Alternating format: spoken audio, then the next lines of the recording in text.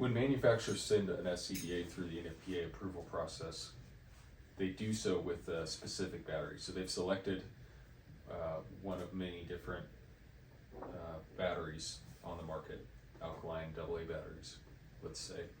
And that specific battery is what they're saying their pack requires. So if the pack receives its NFPA certification, that same battery is the only battery that can be used in that pack once it's actually sold to departments around the country.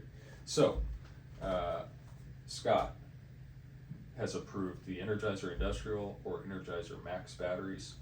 That would be an Energizer EN91 or an Energizer E91. They're identical batteries, they're just marketed differently. Those are the only batteries we're ever going to stock for these packs. They're the only batteries that should ever be in these packs. Don't ever use anything else, please. There's a battery compartment right here.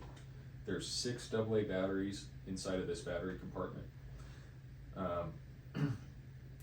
The cover for this battery compartment has very specific torque requirement of between 13 and 15 inch-pounds to tighten this screw.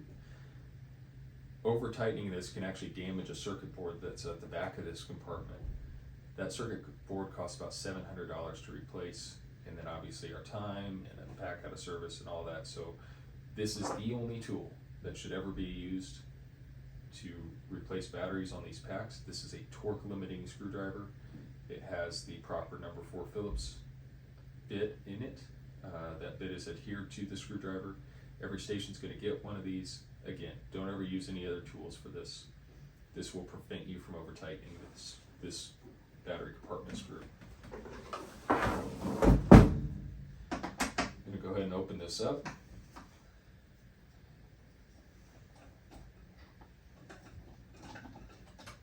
Alright, the battery compartment cover, it has a red gasket on the inside. Take a look at that, make sure it looks like it's in good shape. The big screw in here is captured.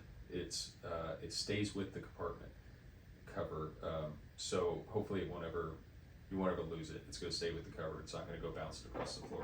Don't worry about that too much. Inside of each battery slot, there's a printed indicator of the direction the battery goes. All of the batteries alternate all the way around. Also, between each battery here on the face of this, there's an embossed indicator for polarity as well. The battery cover has these 3 indentions around the outside. They correspond with 3 protrusions on the battery compartment itself. I'll line that back up. Get the screw started here. Let's tighten this. You should get some flashing lights here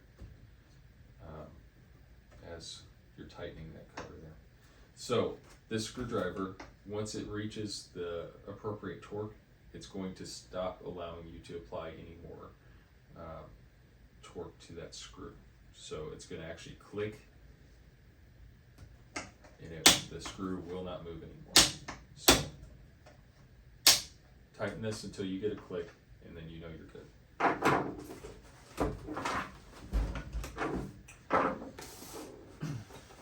To check the batteries, unlike our Innerspiro packs where it had a digital readout, you can actually see battery percentages. This basically is just going to give you a green for good batteries or a red for low batteries that need to be changed. You're going to see that by pushing and holding on this yellow button on the control console. See, I got a green light. There was also a green light here on the pack itself, and that indicates my batteries are good.